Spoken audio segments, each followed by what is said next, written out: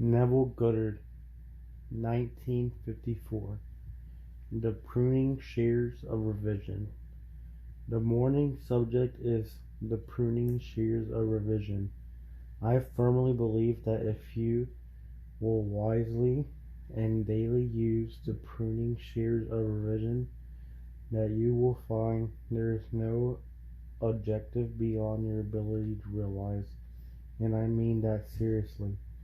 No objective beyond your ability to realize.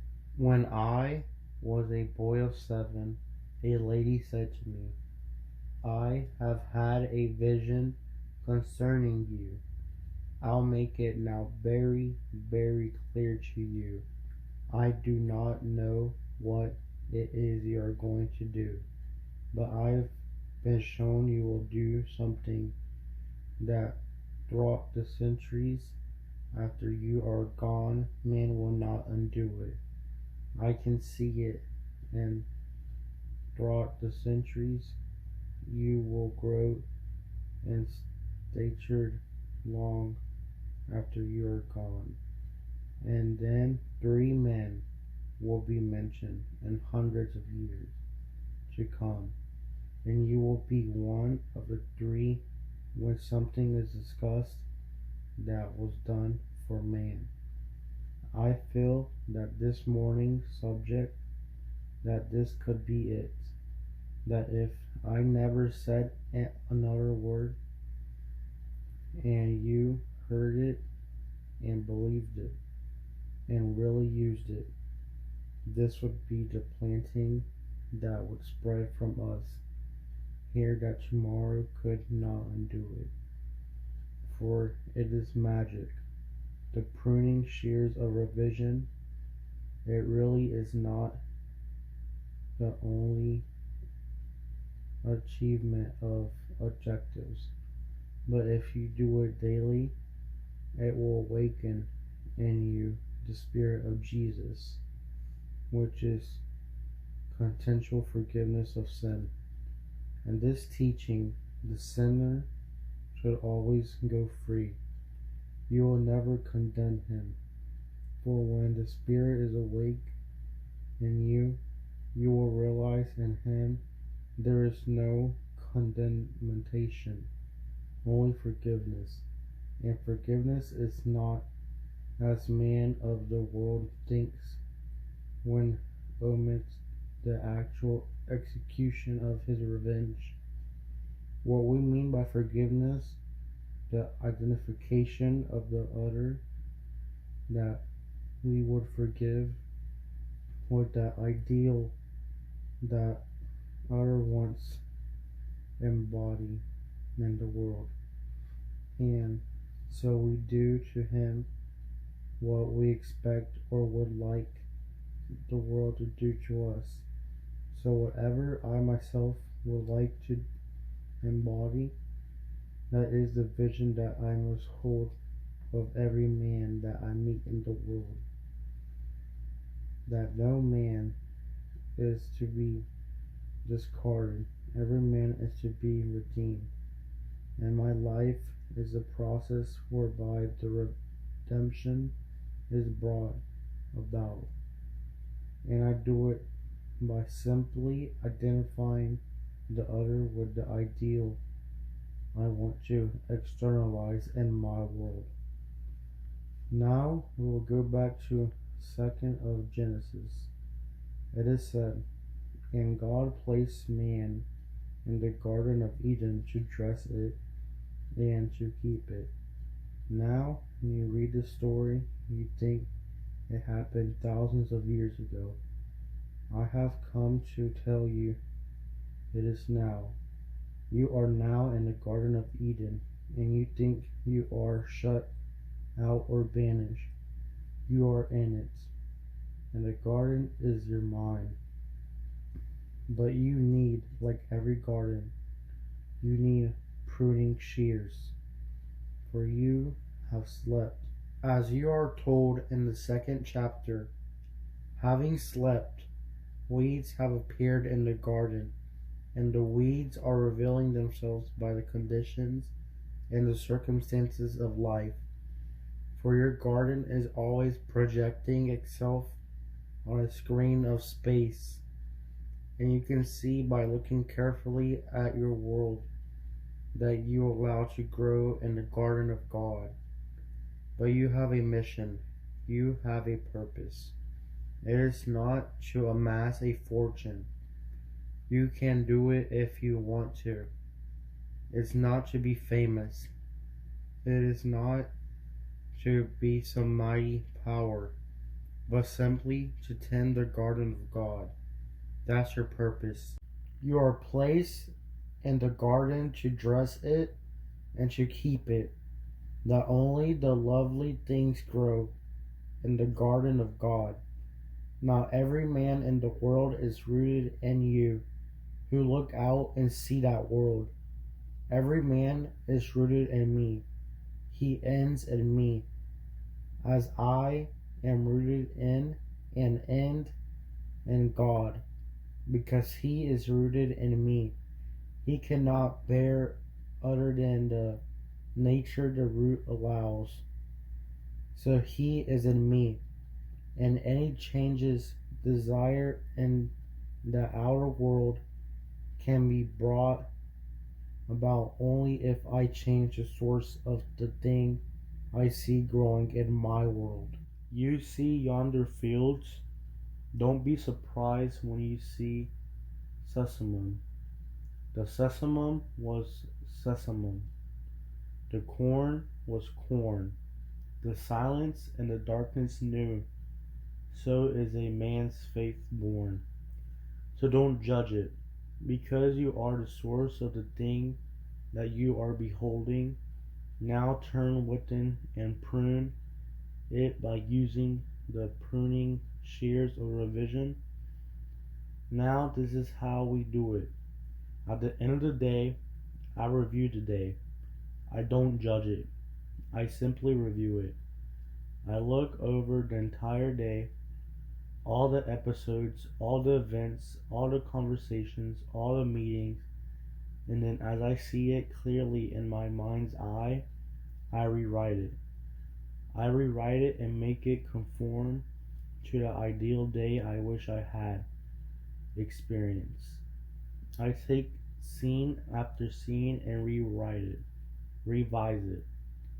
And having revised my day, then in my imagination, I relive that day, the revised day, and I do it over and over in my imagination until this seeming imagined state begins to take on to me the tones of reality.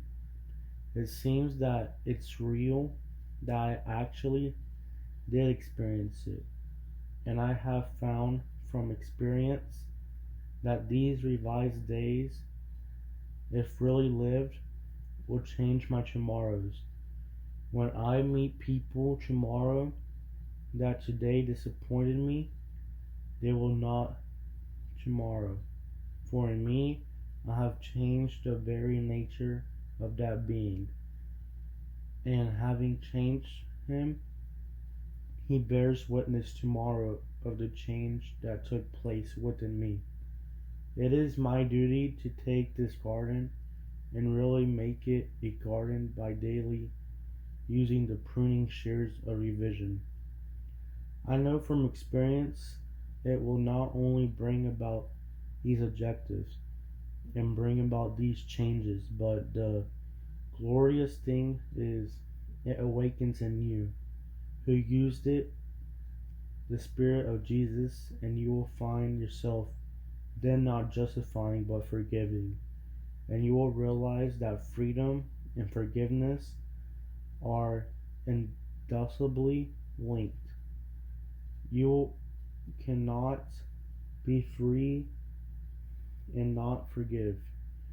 For the one that you will bind and judge and condemn anchors you by your own judgment of him, for he is in you. And so by identifying him with the ideal you want to really realize, you free yourself. You are told, forgive and you shall be forgiven. Forgive not and then you shall not be forgiven. It's automatic. It cannot be otherwise. For the whole springs from you hold behind it. And as you begin to practice, and the very Spirit arouse itself within you, and you know that you are he that others spoke about and thought lived 2,000 years ago. So when you realize it through actual knowledge. You know it, no argument, and don't tell others. You know that you are he, and then you will read the words in the 9th of Hebrews. He appeared to put away sin by the sacrifice of himself, and you will know you are the one that put away sin by the sacrifice of self. And by the sacrifice of self, it's not being a brave one who throws himself in the line of fire to protect a brother. It doesn't mean one who gives his body to be burned, one who is nailed on the cross, but the self of man is the sum total of all that man believes and consents to as true. So that's the self that is sacrificed. I heard of this lady that she would make some man a wonderful wife, and yet she is unwed. She desires to be the companion of a great noble person, but she is unwed. I heard that. That becomes a part of myself. That's my knowledge. I must sacrifice the self that I aspect of my being as happy as I and those in my world are. For that's the self I must sacrifice and put away sin. For the sin to the mystic means missing the mark. It doesn't mean the violation of certain codes. Unless of course you have a mark and the violation fell short. But sin to the mystic is simply paying an aim in life and failing to realize it. So when you miss the mark, you have sinned. So he appeared to put away sin by the sacrifice of himself. And knowing that himself is only all that he consents to, all that he accepts, all that he believes to be true, then what am I believing? Concerning that one, he is unemployed and he can't find a job. I'm believing it. Now put away that sin where he is missing his mark, and then by the putting away of the sin, I do it only by the sacrifice to myself, and myself is that belief. So now I revise. I can't say, well, I will no longer believe he is unemployed. I believe he's employed. I do it by the pruning shears of revision. I bring him before my mind's eye, and I congratulate him on his good fortune, because he is now gainfully employed. I allow him to accept my congratulations, because I do not see a man unemployed. I see him employed, and he knows he is my mind's eye. For that state I have pruned him for the unemployed state, and once more reshaped the branch that grows in the garden of God. Tomorrow people will see him as they could not have seen him before the pruning that took place within me, and he will be gainfully employed. That one is unwell, and you prune that branch. You don't accept one thing in the world as final unless it confirms to the ideal you want to realize in the world. But you do it daily. If you do not prune it daily, you will get out of the habit. Then weeds will grow. Every man who is really a gardener will call himself a gardener. A gardener is in the garden of God. For every day, it is an opportunity to really prune the tree, this wonderful tree. And so every one that you meet is a branch rooted in the vine that you are, and you are the special tree in the garden of God, a tree bearing life, a tree bearing fruit for food of the nations. You are that one. If you take me seriously tonight, do not let the sun descend upon any vexation of the day. Just look at it. Don't deny it. Don't duck it. Look at it that you may prune it and reshape it. That the conversations within your friends today, were they pleasant? Were they arguments? No matter what it is. Were they negative? Then rewrite the script and just imagine a conversation to have taken place that now you are rewriting for the first time. And it will take place for everything in your world that you behold. Thought it appears without. It is within, in your imagination. And the wonderful imagination of yours is Christ Jesus. Imagination is the actual habitation of every created thing. No matter what you see in the world, it springs from your imagination. So that's where you go. That's the workshop and the garden of God. And now you have a mission. You have a purpose in life. It's a noble purpose because you have been selected to really become the chef gardener in the garden of God. And in the garden you must have pruning shears. And pruning shears is revision. You simply revise, and as you revise the day, you repeal the day. For the day is not slipping into the past. It is not recede as people think. It is always advancing into the future to confront you, either pruned or in some strange weed-like state. So it's entirely up to us. I hope that every man and woman here today will take me seriously and start this day pruning your garden, pruning your mind.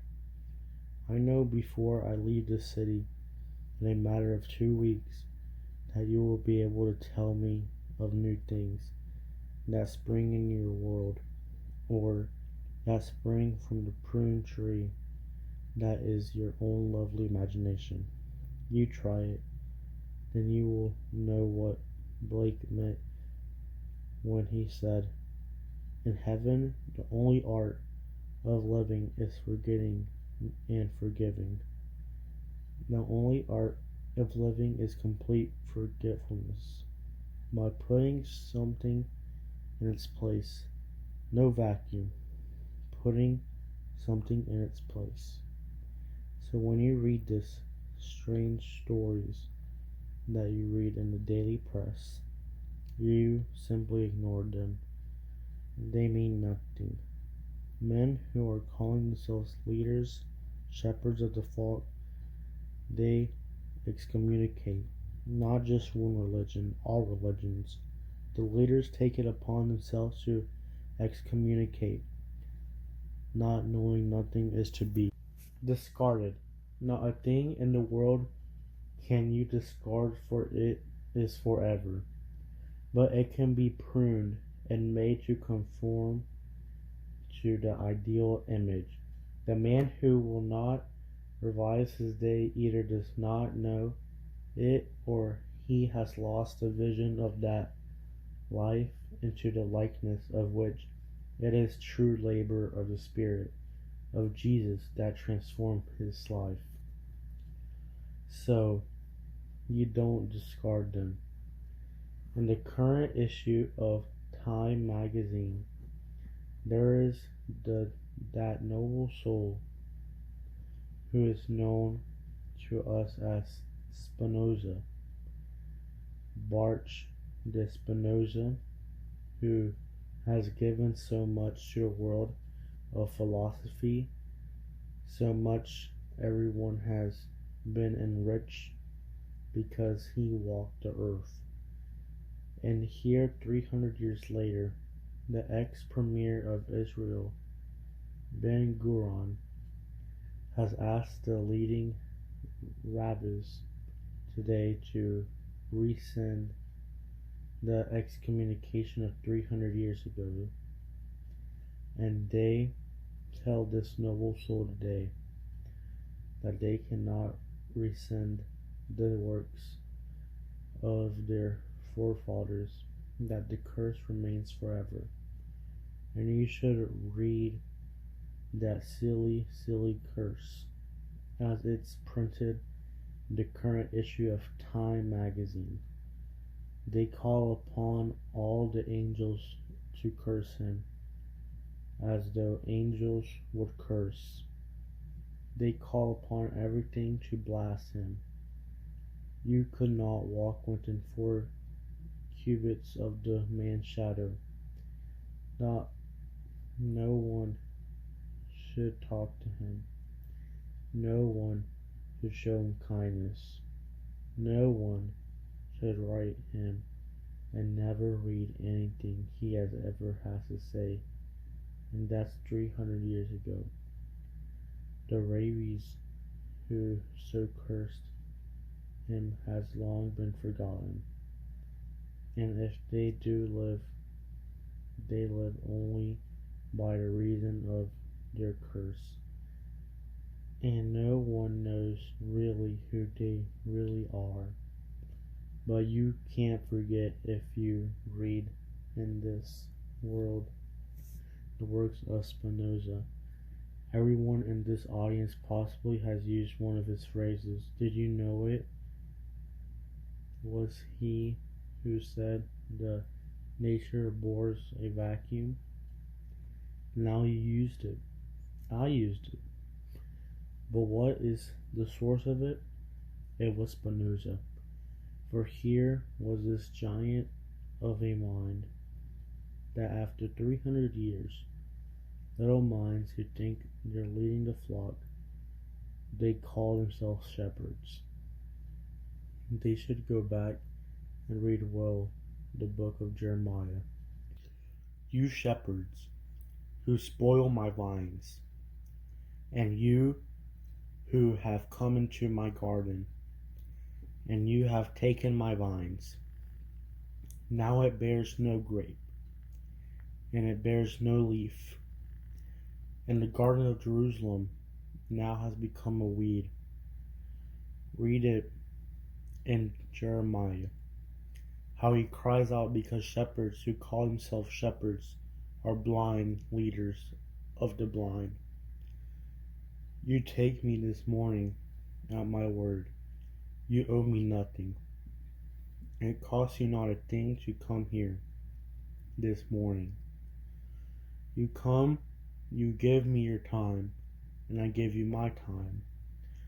But you go out and try it, and start this day pruning that wonderful imagination of yours. Do you know someone that is evil? Stop knowing it by bringing him before your mind's eye and carrying on with him the most wonderful conversation in the world. What a tender spirit, a loving spirit. Believe in the reality of this communion, because if you really do it, you are entering the kingdom of heaven. For you enter heaven by a loving, knowing communion with a friend, so make him a friend. If he is a lovely one, no matter what he is, you can prune him, and then as you prune him, you are doing the work which you were sent to do for man, and you are the man. You are placed this day in the Garden of Eden to dress it and to keep it. Don't let it continue growing weeds in your world. You are absolutely responsible for every being you meet in this world. That's your responsibility, just like the teacher would told you of who took this little child that was just about to get expelled. No, the child is not expelled because she heard what you are hearing this morning. So she brought before her mind's eyes the child that the principal, the psychiatrist, and all the facility had agreed unanimously to expel her on her 16th birthday. For she was rude, she was crude, she was unethical, and she went home on a Sunday night and brought that child before her mind's eyes and communed with her and saw her a tender child, a considerate child, a loving child. The next day, Monday, in class she expressed all the kindness of the revision of the night before. And 10 days later, when it was seen and witnessed by all the facility and the psychiatrist, another meeting was called, and they repealed their verdict of 10 days before the child is now expelled. She still sits in the George Washington High School in New York City, which is considered an excellent school. And so there she is, with no black marks against her, because one teacher sat in the audience, as you are here, and she believed what I hope everyone here will believe. And she redeemed a branch of her own tree. She didn't realize the child was herself. She saw up to that very moment all the children that she taught in pure objectivity. Blind man sees the world objective to himself, something detached from himself. When man begins to awake, he sees everything subjectively, relate everything he meets and part of himself, and what he does not now understand, still he knows that it is related to affinity, to some as yet unrealized force in his own being. So he doesn't discard it. He knows his life is the process by which he will redeem it. And he redeems it by using the pruning shears of revision. So I feel that if after these 50 years of walking this earth, that this is what the lady saw when I was but 7, I could really close my eyes on 3 dimensions at any moment, knowing you will not disapprove it. You may never use them, but you will never disapprove the art of revision.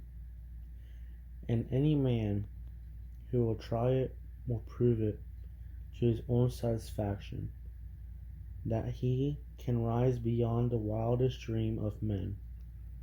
And rising, he awakes the spirit of forgiveness. He will rise in the early stages in a successful venture. He will increase his income. He will do all these things, but he will realize after a little while that wasn't the purpose. They were only toys to tickle him, toys to amuse him until he awoke within himself the spirit of Jesus.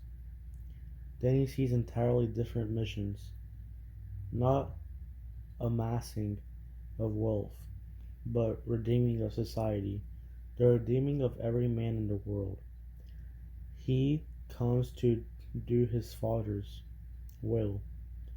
And we were told in the 6th chapter of John, "This is my Father's will, that of all that he has given me, I should lose nothing, but I should raise it up again." Lose nothing, no. You don't excommunicate it. You don't rub it out. You simply raise it up again. And as you raise it up, you raise yourself, and the journey is forever. You are moving up an infinite vertical line in your own wonderful imagination, and you only move up by lifting others up. Blind men think they can save themselves, and because they think they can save themselves and discard the rest, the blind man also said this hundreds of years ago. He saved as he saved others. Himself cannot be saved. I say to you that it's a false statement. It was put into the mouth of the Pharisees, but into the mouth of the Sanhedrin, the leaders who thought they were leaders. But I will tell you, a man saves himself by, and only by, saving of his fellow men. There is no other way of saving self other than by saving the real self, and every man is rooted in you who observes men, and so don't discard, raise them up, prune the tree, and become the real gardener in the garden of God. Take anything you have a child today. We took all the requests this morning. There were dozens and dozens of requests this morning. Everyone must be answered. None must be discarded. Don't say one is impossible. There is nothing impossible to your imagination, and your imagination is Christ Jesus. With him all things are possible. Use him, stir him, wake him from his sleep. He has been sleeping through the centuries because he has slept.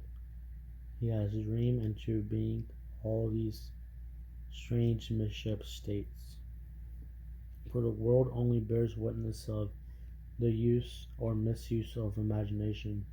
As we are told, he is the only thing in the world. What he is the only thing in the world? Your imagination.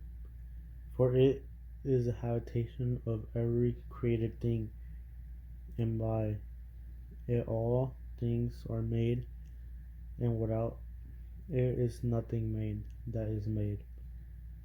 So use it wisely, use it lovingly, and any time you use your imagination lovingly on behalf of the other, you are at the moment literally meditating God to man. Imagination is the redemptive power of the world, and you are actually meditating God to man by using it in a lovingly, wonderful way.